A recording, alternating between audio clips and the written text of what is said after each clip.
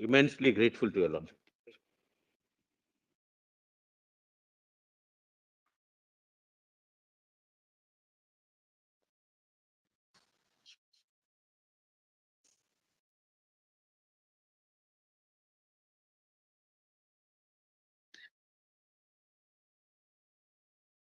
The petitioners have urged that the order of this court dated 27 June 2022 relied on the decision in Nabam Rabia to injunct the Deputy Speaker from adjudicating the disqualification petitions. This submission cannot be accepted. Although the parties may have addressed this court on the applicability of Nabam Rabia, the order dated 27 June 2022 did not rely on Nabam Rabia to injunct the Deputy Speaker from adjudicating the disqualification petitions on the ground that a notice of intention to move a resolution for his removal had been issued. This court instead granted an extension of time to the persons against whom disqualification petitions were filed to file their written submissions in view of the principles of natural justice.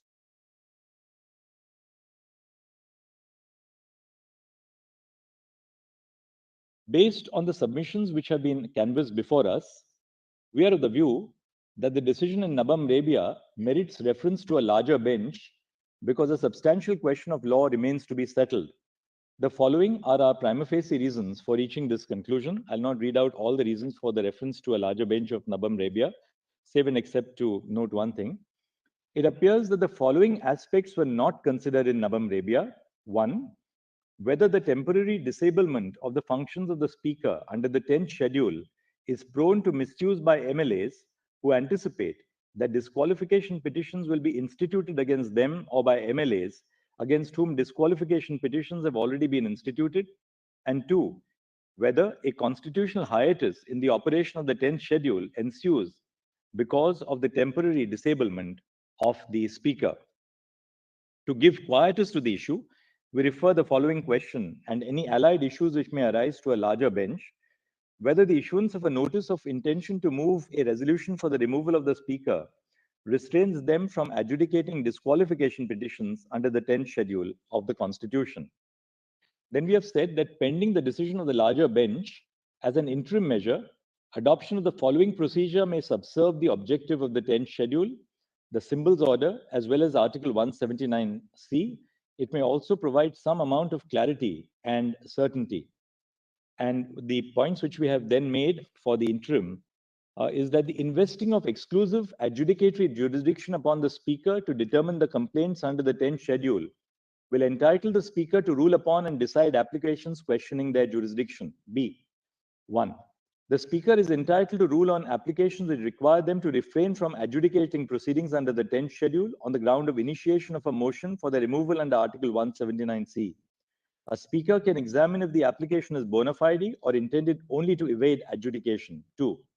If the Speaker believes that the motion is well-founded, they may adjourn the proceedings under the 10th schedule till their decision of their removal is concluded. On the other hand, if they believe, page 61 ko correction hai, if they believe that the motion is not as per the procedure contemplated under the Constitution, read with the relevant rules, they are entitled to reject the plea and proceed with the hearing. And 3, the decision of the Speaker either to adjourn the proceedings under the 10th schedule in view of the pending proceedings under Article 179C or to proceed with the hearing will be subject to judicial review. As the decision of the Speaker relates to their jurisdiction, the bar of a quae time action as contemplated in Quixote Holohan will not apply.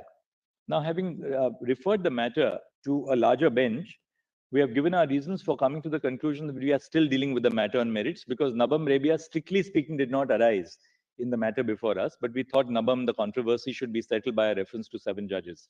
So I'll now go to the what we have said on the merits of this particular case.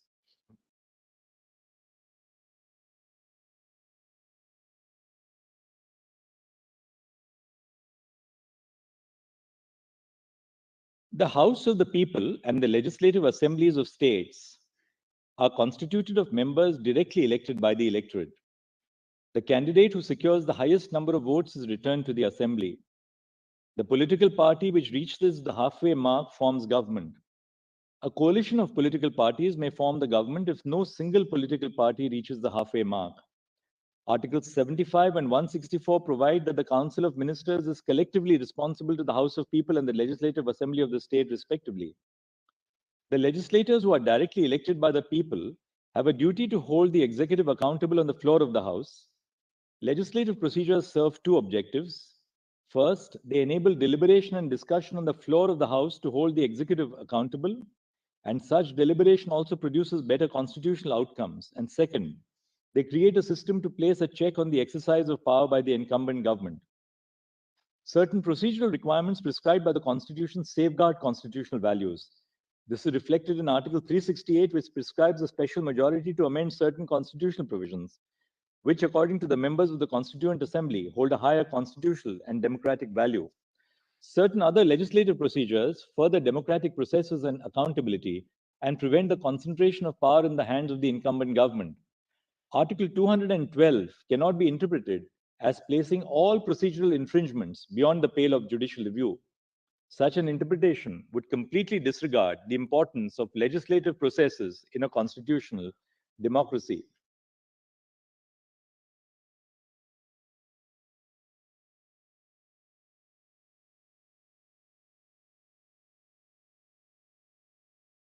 Now, we have dealt with the whip as to whether the whip is really a whip appointed by the legislature party or by the political party. And we say to hold that it is the legislature party which appoints the whip would be to sever the figurative umbilical cord which connects a member of the House to the political party. It would mean that legislators can rely on the political party for the purpose of setting them up for election, that their campaign would be based on the strengths and weaknesses of the political party and its promises and policies, that they could appeal to the voters on the basis of their affiliation with the party, but that they can later disconnect themselves entirely from that very party and be able to function as a group of MLAs which no longer owes even a hint of allegiance to the political party. This is not the system of governance that is envisaged by the Constitution. In fact, the 10th schedule guards against precisely this outcome. That a whip be appointed by the political party is crucial for the sustenance of the 10th schedule. The entire structure of the 10th schedule, which is built on political parties, would crumble if this requirement is not complied with. It would render the provisions of the 10th schedule odious and have wider ramifications for the democratic fabric of this country. Thus, the courts cannot be excluded by Article 212 from inquiring into the validity of the action of the Speaker in recognizing the whip. On 25 November 2019, a meeting with the newly elected MLAs belonging to the Shiv Sena was chaired by Mr. Uddhav Thackeray in his capacity as the Shiv Sena president, party president, Paksh Pramukh. The resolution notes that the MLAs unanimously resolved that all decisions in the meeting would be taken by Mr. Thackeray. A resolution was issued appointing Mr. Eknath Shinde as the group leader of the SSLP and Mr. Sunil Prabhu as the chief whip. On 21 June 2022, some members of the SSLP held a meeting under the chairmanship of the president of the Shiv Sena, Mr. Uddhav Thackeray. In the meeting, it was resolved to remove Mr. Shinde as the group leader of the SSLP and appoint Mr. Ajay Chaudhary. The resolution was signed by Mr. Uddhav Thackeray in his capacity as the president of the party on the official letterhead of the office of the SSLP. Then, having dealt with that, we say the Speaker was aware of the emergence of two factions in the legislative party on 3 July 2022 when he appointed a new whip and a new leader, because the resolution of the respondents specifically mentions that a split had occurred due to prevailing dissatisfaction in some MLAs of the Shiv Sena. Further, the fact that there were two resolutions appointing two different whips and two different leaders would no doubt have resulted in the Speaker inferring that there were two factions of the Shiv Sena. The Speaker, on taking cognizance of the resolution passed by the faction of the SSLP led by Mr. Shinde, did not attempt to identify which of the two persons who were nominated, namely Mr. Prabhu or Mr. Gogaole, were authorized by the political party. In a contentious situation such as this, the Speaker should have conducted an independent inquiry based on the rules and regulations of the political party to identify the whip authorized by the Shiv Sena political party. For the reasons detailed in the preceding paragraphs, the Speaker must only recognize the whip appointed by the political party. The decision of the Speaker recognizing Mr. Gogaule as the Chief Whip of the Shiv Sena is illegal because the recognition was based on the resolution of a faction of the Shiv Sena legislature party without undertaking an exercise to determine if it was the decision of the political party.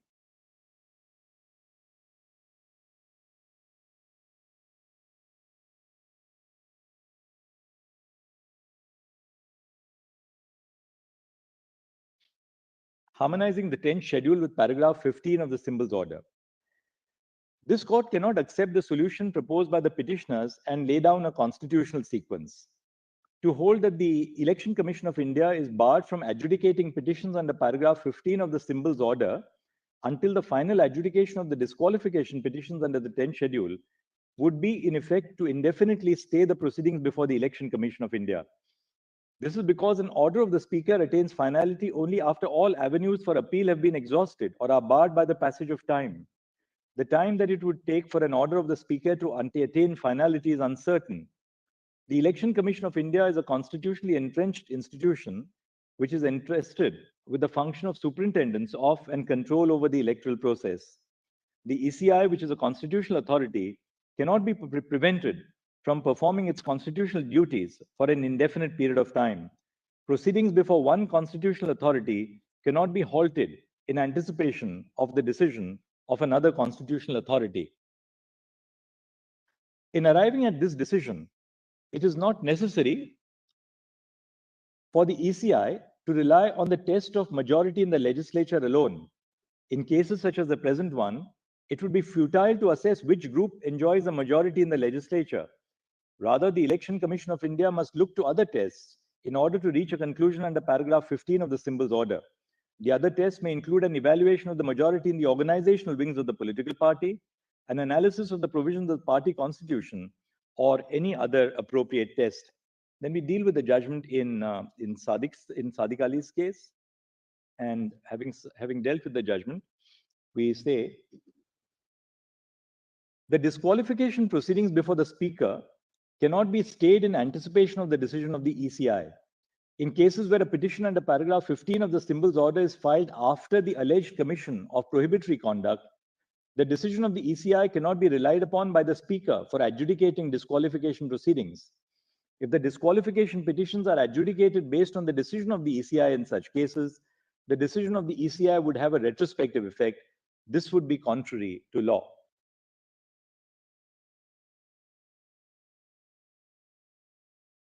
The question before this court is, what is the impact of the deletion of paragraph 3 of the 10th schedule? This question has arisen in the context of both the factions of the Shiv Sena claiming to be the real Shiv Sena. In effect, this points to the existence of a split within the SSLP. However, no faction or group can argue that they constitute the original political party as a defense against disqualification on the ground of defection. The inevitable consequence of the deletion of paragraph 3 of the 10th schedule is that the defense of a split is no longer available to members who face disqualification proceedings.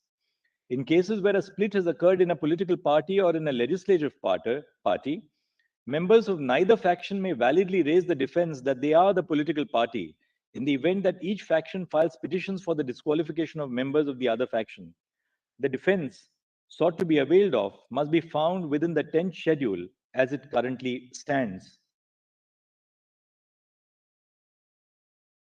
The deletion of paragraph 3 impacts the proceedings under paragraph 2(1)(b) as well. When there are two whips appointed by two or more factions of the political party, the Speaker, as held in the preceding section of the judgment, decides which of the two whips represents the political party. Thus, the adjudication of the Speaker on whether a member must be disqualified under paragraph 2(1)(b) would also depend on the decision of the Speaker recognizing one of the two or more whips. We accordingly answer the question referred to us as noted in paragraph 32F of the judgment.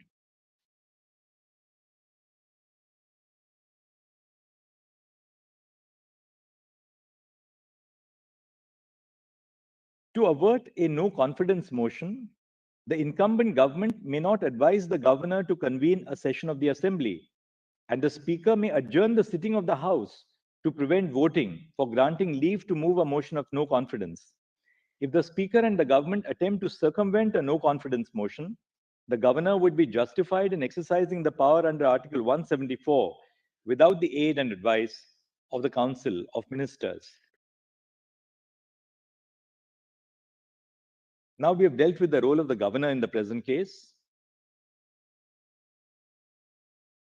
The petitioners have urged that the governor was not justified in reaching the conclusion that he did on the basis of the resolution dated 21 June 2022 because 1. The 34 MLAs belonging to the Shiv Sena did not express their intention to exit the Mahavikas Aghadi government, and 2. The MLAs who signed the resolution constituted a faction of the SSLP. Although the resolution dated 21 June 2022 specifies that some MLAs of the SSLP were dissatisfied with the functioning of the MVA government, it does not record their intention to withdraw support from the government. Among the 34 MLAs who signed the resolution dated 28 June 2022, a few were also ministers in the government. On the basis of this resolution, the governor concluded that a majority of the Shiv Sena MLAs have given a clear indication that they intend to exit from the Mahavikas Aghadi government. The assembly was not in session when Mr. Fadnavis and 7 independent MLAs wrote to the governor. However, there was no attempt made by the members of the opposition parties to issue a notice for a no confidence motion against the incumbent government. The governor had no objective material on the basis of which he could doubt the confidence of the incumbent government. The resolution on which the governor relied did not contain any indication that the MLAs wished to exit from the MVA government. The communication expressing discontent on the part of some MLAs is not sufficient for the governor to call for a floor test. The governor ought to apply his mind to the communication or any other material before him to assess whether the government seemed to have lost the confidence of the House.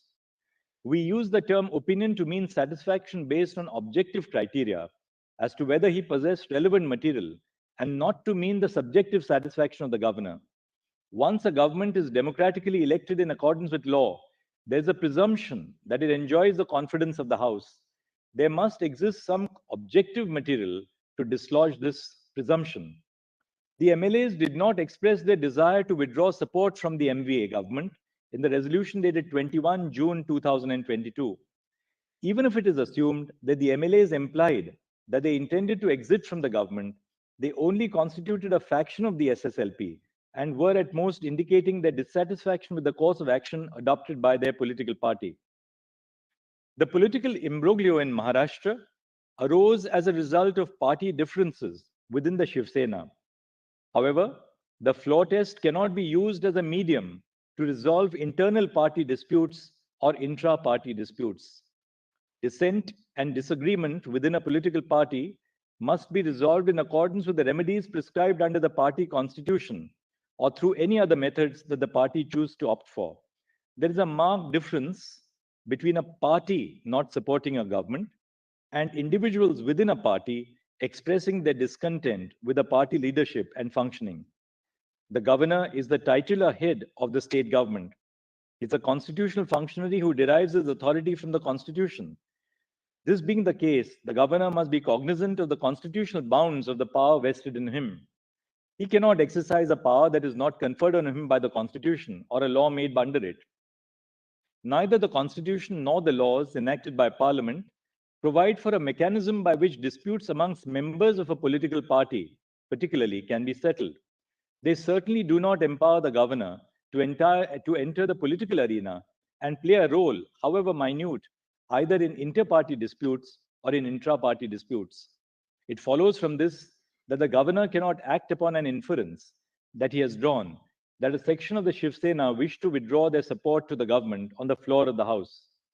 It is true that the letter dated 25 June 2022 sent by some MLAs of the Shiv Sena to the governor, requesting him to issue directions to the appropriate authorities for the restoration of their security, mentions that those MLAs no longer wanted to be a part of the corrupt MVA government. However, this cannot be taken to mean that they had withdrawn their support on the floor of the House. Nothing in any of the communications relied upon by the governor indicates that the dissatisfied MLAs from the Shiv Sena intended to withdraw their support to the Chief Minister and the Council of Ministers. At the highest, the various communications expressed the fact that a faction of the MLAs disagreed with some policy decisions of the party. The course of action they wished to adopt in order to air their grievances and redress them was, at the time the floor test was directed to be conducted, uncertain. Whether they would choose to enter deliberations with their colleagues in the House or in the political party, or mobilize the cadres, or resign from the assembly in protest, or opt to merge with another party was uncertain. Therefore, the governor erred in relying upon the resolution signed by a faction of the SSLP MLAs to conclude that Mr. Thackeray had lost the support of the majority of the House. Second, the governor relied on the letter dated 25 June 2022 from 38 SSLP members, claiming that the security provided to them and to their families was illegally withdrawn. The MLAs claimed that the security was withdrawn to coerce them into continuing to support the MVA government against their free will. Therefore, they demanded the restoration of the security provided to them and to their family members. After receiving the letter, the governor issued directions to the state police to provide adequate protection to the MLAs, the members of their families, and their property. However, the lack of security to the MLAs has no bearing on the question of whether the government enjoys the confidence of the House. The appropriate response of the governor in such cases is to ensure that security that they were lawfully entitled to continues to be provided to them if it has been removed. This was an extraneous reason that was considered by the governor. The third communication that the governor relied on is the letter dated 21 June 2022 addressed by Mr. Eknath Shinde to the Deputy Speaker, stating that the appointment of Mr. Ajay Chowdhury was illegal. The governor may not inquire into or express an opinion on the validity of proceedings of the legislature. That is exclusively within the domain of the legislature itself, or in certain circumstances discussed in the previous segment of this judgment, within the domain of courts. The discretionary power of the governor under Article 163 of the Constitution is limited to situations where a constitutional provision expressly provides it, or where the Constitution cannot be construed otherwise than to grant such discretion. Hence, the governor ought not to have relied on the letter dated 21 June 2022. In any event, the contents of the letter did not indicate anything to suggest that the then Chief Minister, Mr. Thackeray, had lost the confidence of the House. Finally, the governor relied on the letters written by Mr. Fadnavis and 7 independent MLAs, calling upon him to direct Mr. Thackeray to prove his majority on the floor of the House.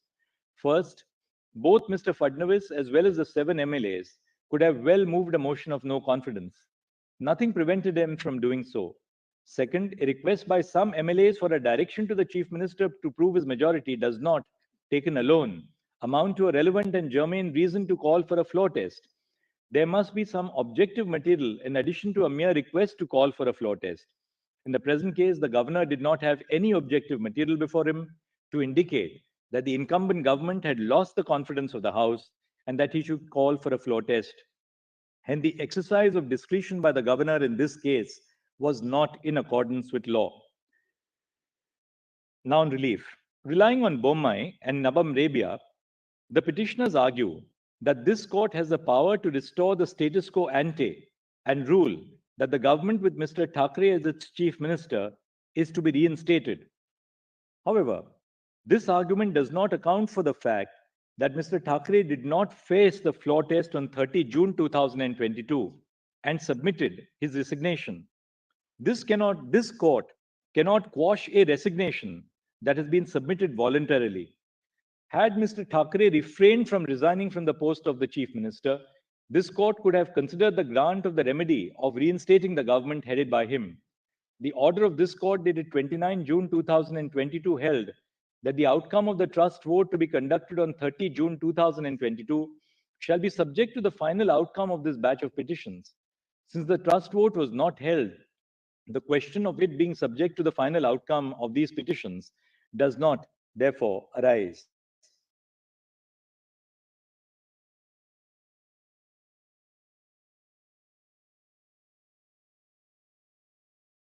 Conclusions. In view of the discussion above, the following are our conclusions. A. The correctness of the decision in Nabam Rabia is referred to a larger bench of 7 judges. B. This court cannot ordinarily adjudicate petitions for disqualification under the 10th schedule in the first instance. There are no extraordinary circumstances in the instant case that warrant the exercise of jurisdiction by this court to adjudicate the disqualification petitions. The Speaker must decide the disqualification petitions within a reasonable period. C. An MLA has the right to participate in the proceedings of the House regardless of the pendency of any petitions for their disqualification. The validity of the proceedings of the House in the interregnum is not subject to the outcome of the disqualification petitions. D. The political party and not the legislature party appoints the whip and the leader of the party in the House. Further, the direction to vote in a particular matter further, the direction to vote in a particular manner or to abstain from voting is issued by the political party and not the legislature party. The decision of the Speaker, as communicated by the Deputy Secretary to the Maharashtra Legislative Assembly dated 3 July 2022, is contrary to law. The Speaker shall recognize the whip and the leader who are duly authorized by the Shiv Sena political party with reference to the provisions of the party constitution after conducting an inquiry in this regard and in keeping with the principles discussed in this judgment. E. The Speaker and the Election Commission of India are empowered to concurrently adjudicate on the petitions before them under the 10th schedule and under paragraph 15 of the symbols order respectively. F. While adjudicating petitions under paragraph 15 of the symbols order, the ECI may apply a test that is best suited to the facts and circumstances of the case before it. G. The effect of the deletion of paragraph 3 of the 10th schedule is that the defense of a split is no longer available to members facing disqualification proceedings. The Speaker would prima facie determine who the political party is for the purpose of adjudicating disqualification petitions under paragraph 2(1) of the 10th schedule, where two or more factions claim to be that political party. H. The governor was not justified in calling upon Mr. Thackeray to prove his majority on the floor of the House because he did not have reasons based on objective material before him to reach the conclusion that Mr. Thackeray had lost the confidence of the House. However, the status quo ante cannot be restored because Mr. Thackeray did not face the floor test and tendered his resignation. And I, the governor, was therefore justified in inviting Mr. Shinde to form the government at the behest of the BJP, which was the largest political party in the House. This batch of writ petitions is disposed of in terms of the conclusions and directions recorded above. Grateful to your lordship.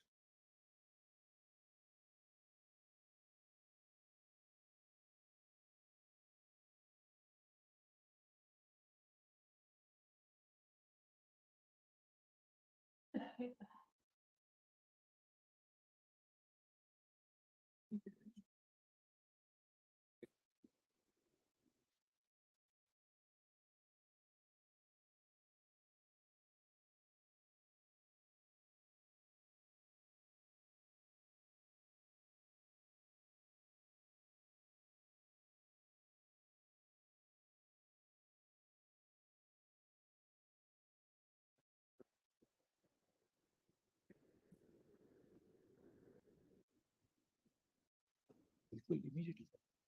Photo correction. Give life. No, obliged to your lordship. Deeply obliged. Thank you for all your assistance. We must thank the members of the bar. No, we are really You can never rise very above the patient thoughts of hearing. which we come. Thank you. Thank you.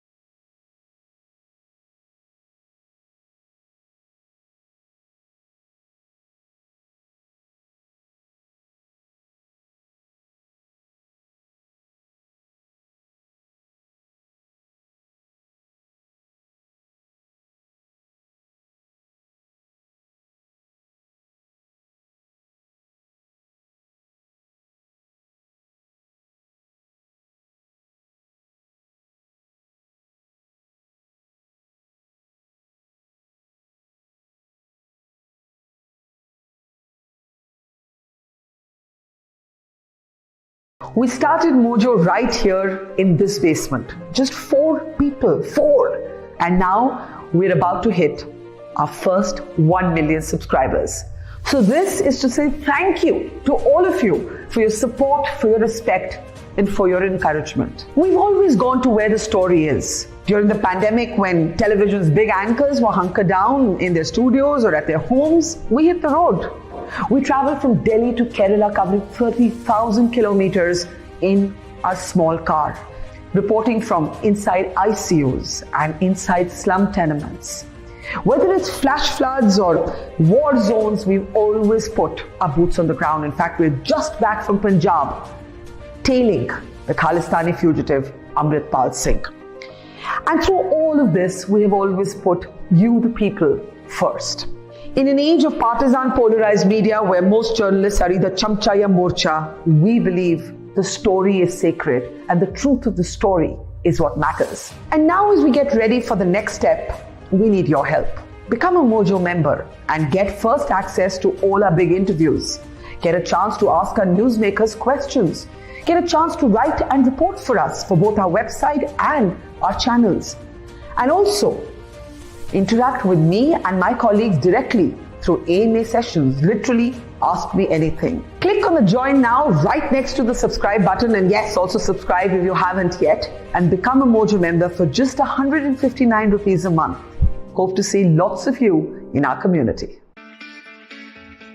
It's great to see you here. Thank you for watching our work. If you haven't subscribed yet, don't forget to click the bell icon and subscribe to Mojo Story and support independent, robust journalism.